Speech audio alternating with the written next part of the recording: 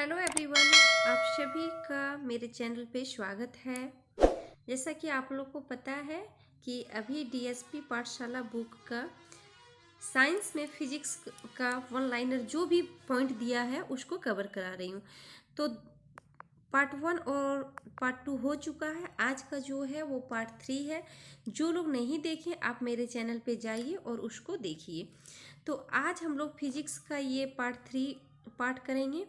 इसमें कुछ कुछ इम्पॉर्टेंट पॉइंट है जिससे एग्जाम में क्वेश्चन बनता है, तो आप इसको ज़रूर देखिएगा और ज़्यादा से ज़्यादा इसको शेयर कीजिएगा। बहुत जल्द हमको लगता है लास्ट दिसंबर तक सारा टॉपिक को ख़त्म कर देंगे। फिर जनवरी का जो बचा टाइम होगा उसमें प्रैक्टिस सेट चलाएंगे, तो इसलिए मेरे चैनल से जुड़े रहिए। चलिए शुरू कर। कलपक्कम परमाणु शक्ति संयंत्र, ये जो कलपक्कम परमाणु संयंत्र है वो कहाँ पे है? तो ये तमिलनाडु में है। और जबकि भारत में भारी जल ट्रांबे, ये जो भारी जल ट्रांबे है वो कहाँ पे है? तो मुंबई में है। नेक्स्ट पॉइंट है, नाभिकीय रिएक्टर में ग्रेफाइट तथा भारी जल को मंदक के रूप में प्रयोग किया जाता है। नाभिकीय रिएक्टर में जो होता है ग्रेफाइट और भारी जल को मंदक के रूप में प्रयोग किया जाता है। नेक्स्ट पॉइंट है, पोखरण नाभिकीय परीक्षण। ये जो पोखरण नाभिकीय परीक्षण 1974 ईस्वी में हुआ था, तो इसका जो आधिकारिक कोड था वो क्या था? स्माइलिंग बुद्धा। और इससे क्वेश्चन एग्जाम में बना हुआ है। इसका जो आधिकारिक कोड है स्माइलिंग बुद्धा, उससे क्वेश्चन एग्जाम में पूछा है। तो ये कब हुआ था पोखरण नाभिकीय परीक्षण? तो 1974 में। नेक्स्ट पॉइंट है, अंतरिक्ष में भेजा गया भारत का पहला उपग्रह क्या था? आर्यभट्ट था। अंतरिक्ष में जो भेजा गया था पहला उपग्रह वो कौन सा था? आर्यभट्ट था।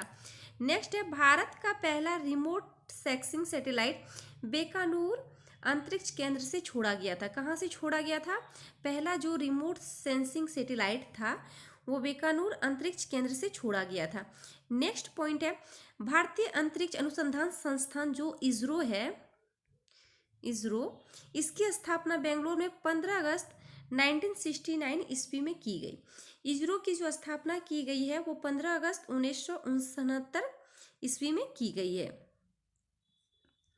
नेक्स्ट है, हवाई जहाज के ब्लैक बॉक्स का रंग नारंगी होता है। वो जो हवाई जहाज का ब्लैक बॉक्स है उसका रंग नारंगी होता है ताकि उन्हें किसी दुर्घटना के बाद ढूंढने में सरलता हो। ये जो नारंगी कलर दिया जाता है तो क्यों दिया जाता है? ताकि कोई किसी दुर्घटना के बाद वो ढूंढने में सरलता से ढूंढा जा सके। नेक्स्ट पॉइंट है, रॉकेट संवेग संरक्षण सिद्धांत पर, ये जो रॉकेट है वो किस सिद्धांत पर कार्य करता है? तो संवेग संरक्षण सिद्धांत पर कार्य करता है। जबकि जेट इंजन की जो जेट विमान होता है वो रेखीय संवेग संरक्षण सिद्धांत पर कार्य करता है। ये भी काफ़ी इंपॉर्टेंट पॉइंट है, इससे क्वेश्चन बनता है। खासकर ये जो जेट इंजन होता है वो रेखीय संवेग संरक्षण सिद्धांत पर कार्य करता है। नेक्स्ट पॉइंट है, श्रीहरिकोटा आंध्र प्रदेश राज्य के तटीय क्षेत्र में स्थित एक द्वीप है। ये जो श्रीहरिकोटा है वो कहाँ पे है? आंध्र प्रदेश में है। और इसी स्थान पर सतीश धवन अंतरिक्ष केंद्र में भारत का एकमात्र उपग्रह परीक्षण केंद्र स्थित है। ये जो सतीश धवन है वो कहाँ है? आंध्र प्रदेश में। और यहीं से अंतरिक्ष केंद्र का एकमात्र उपग्रह परीक्षण केंद्र है। नेक्स्ट जानेंगे आविष्कार और आविष्कारक। कौन चीज का आविष्कार किसने किया उस चीज को जानेंगे। तो भाप इंजन जो होता है तो इसका आविष्कार किसने किया था? तो जेम्स वाट ने इसका आविष्कार किए थे। नेक्स्ट है एक्सरे मशीन, तो इसका आविष्कार किसने किए थे? रो एंटजन ने इसका आविष्कार किए थे। दूरबीन का आविष्कार किसने किए थे? तो गैलीलियो। ये भी कभी कभी साइंस में क्वेश्चन पूछ लिया जाता है 1 नंबर का, तो इसको देख लीजिएगा। नेक्स्ट है टाइपराइटर, तो इसका आविष्कार किसने किया था? सोल्स। नेक्स्ट है रेडियो, तो रेडियो का आविष्कार किसने किया था? जी मार्कोनी रेडियो का आविष्कार किए थे। डायनेमो जो है इसका आविष्कार किसने किया था? Michael Faraday. ये इंपॉर्टेंट है, ये पूछ लिया जाता है हर एग्जाम में।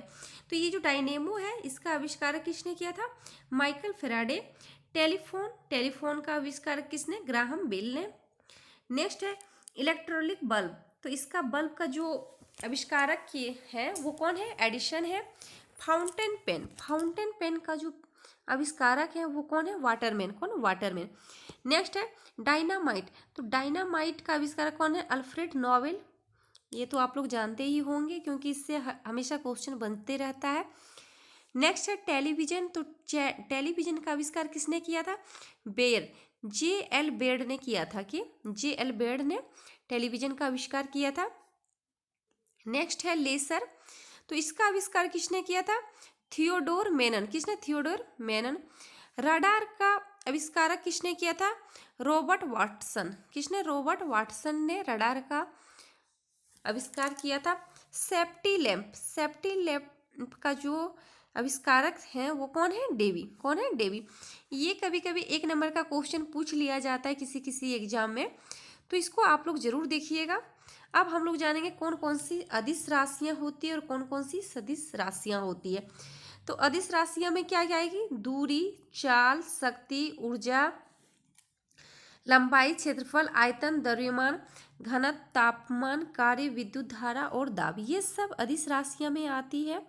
और ये जो सदिश राशियां हैं उसमें विस्थापन, वेग, बल, संवेग, त्वरण, वजन, भार, विद्युत क्षेत्र, चुंबकीय क्षेत्र, विद्युत तीव्रता, विद्युत धारा, घनत्व, भौतिक राशियों का एक अन्य वर्गीकरण मूल राशियों एवं उत्पन्न राशियों के रूप में किया जा सकता है।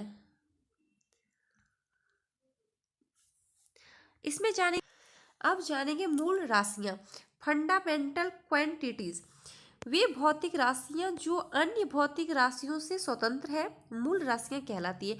ये जो भौतिक मूल राशियां होती है, तो ये किसको कहा जाता है? वो भौतिक राशियां जो अन्य भौतिक राशियों से स्वतंत्र होती है। क्या होती है? स्वतंत्र होती है। तो इसका जो एग्जाम्पल होगा वो क्या होगा? दूरी होगा, दूरी में लंबाई, समय, द्रव्यमान, ये सब। नेक्स्ट है व्युत्पन्न राशियां। तो वे भौतिक राशियां जो एक या एक से अधिक मूल राशियों पर निर्भर है। भौतिक जो राशियां होती है वो क्या? एक या फिर एक से अधिक मूल राशियों पर निर्भर होती है, तो व्युत्पन्न राशियां कहलाती है। और इसका जो उदाहरण होगा चाल। चाल बराबर क्या होता है? तो आप लोग जानते होंगे, दूरी इंटू समय। लोग जानेंगे एसआई पद्धति के 7 मूल मात्रक, जो कि कभी कभी एग्जाम में पूछ लिया जाता है कि कौन कौन सा है। तो लंबाई का जो एसआई मात्रक है वो क्या है? मीटर, और इसका जो प्रतीक होता है वो एम होता है। और विमा जो होता है वो एल। द्रव्यमान का जो होता है वो किलोग्राम होता है, इसका प्रतीक जो होता है केजी होता है, और इसका विमा जो होता है वो क्या होता है? एम। समय का क्या होता है एसआई मात्रक? तो ये सेकेंड होता है, और इसका जो प्रतीक होता है वो एस होता है, और इसका जो बीमा होता है वो क्या होता है? टी होता है। विद्युत धारा का जो एसआई मात्रक होता है वो क्या होता है? एम्पियर, और इसका जो प्रतीक होता है वो ए होता है, और इसका बीमा भी ए होता है। ताप का जो एसआई मात्रक होता है वो केल्विन होता है, और इसका जो प्रतीक होता है वो क्या होता है? के होता है, और बीमा भी के होता है। ज्योति तीव्रता, तो इसका जो एसआई मात्रक होता है वो कैंडिला होता है, और इसका जो प्रतीक होता है वो सीडी होता है। क्या होता है? सीडी, और बीमा भी सीडी होता है। पदार्थ की मात्रा, इसका जो एसआई मात्रक होता है वो क्या होता है? मोल होता है, और इसका प्रतीक भी MOL होता है, और इसका बीमा भी मोल होता है। इसमें अधिकतर जो एग्जाम में पूछा जाता है, वो पूछा जाता है विद्युत धारा, ताप, ज्योति तीव्रता, ये तीनों प्राय हर एग्जाम में पूछा जाता है, एसआई मात्रा या प्रतीक। तो इस चीज को आप लोग जरूर देखिएगा।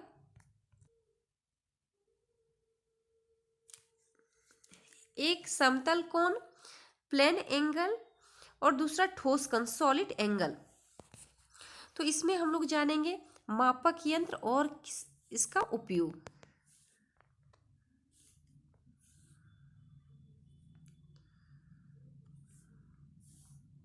इससे किसका माप किया जाता है? तो ध्वनि की तीव्रता मापने में।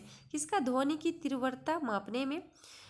ओडोमीटर है, इसका प्रयोग किसमें किया जाता है? तो वाहन द्वारा तय की गई दूरी का जो माप किया जाता है वो ओडोमीटर से किया जाता है। अल्टीमीटर, इससे किसका किया जाता है? ऊंचाई मापने में। ऊंचाई मापने में किसका प्रयोग किया जाता है? तो अल्टीमीटर का किया जाता है।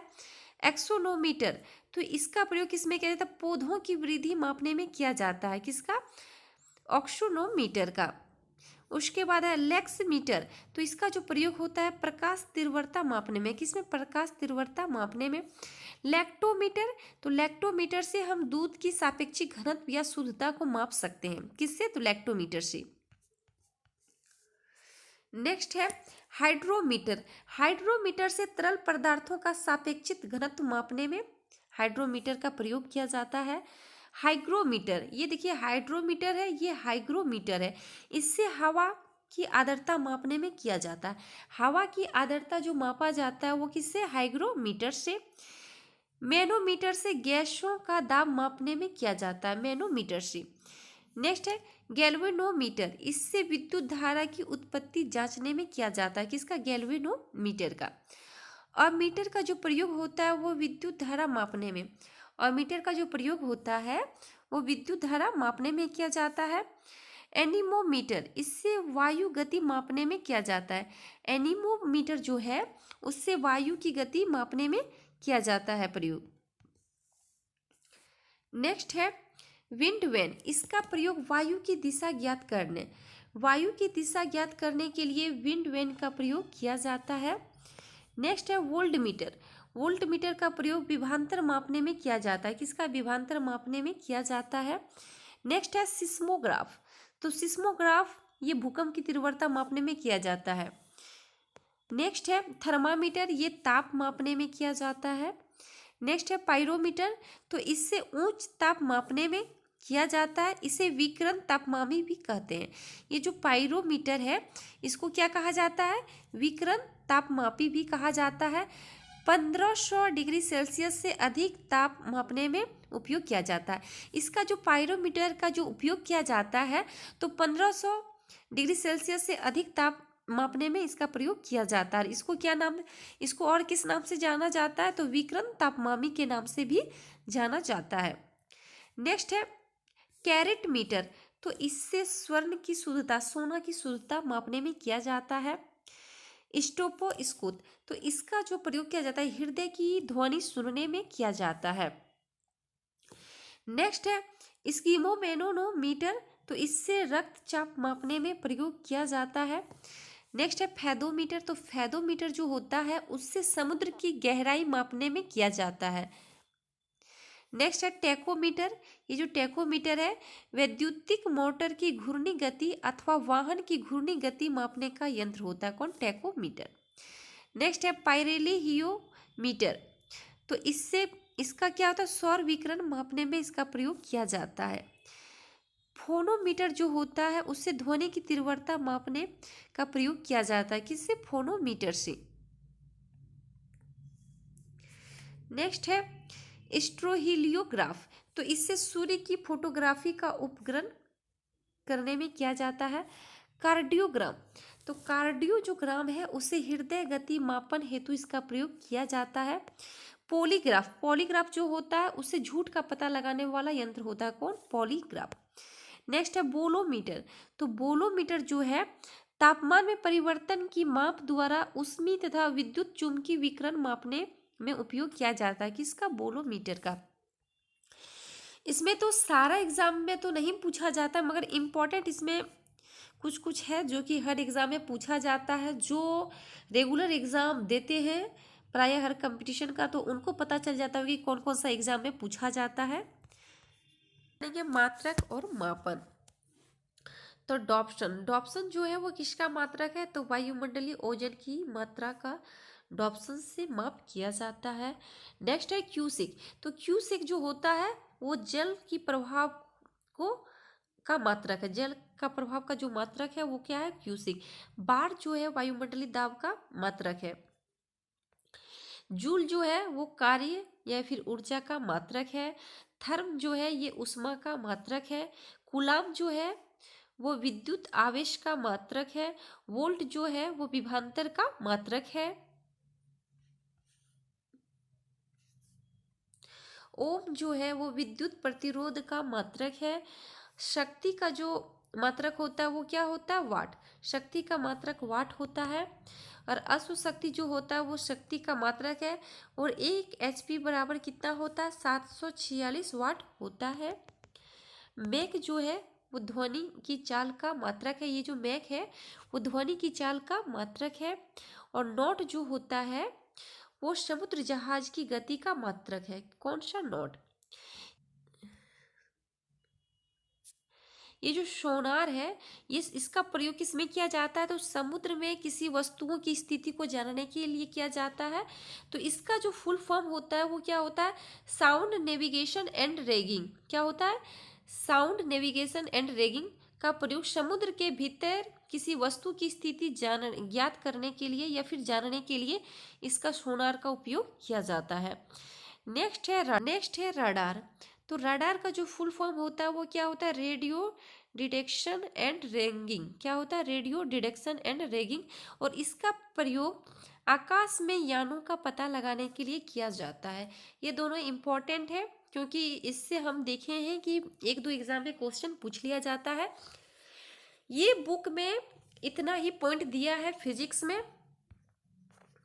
में इतना ही पार्ट दिया गया है जो कि आप लोग के कमेंट के अनुसार मैं पूरा करा दी हूँ। बायो उसके बाद 2 दिन में केमिस्ट्री कंप्लीट करा दूंगी।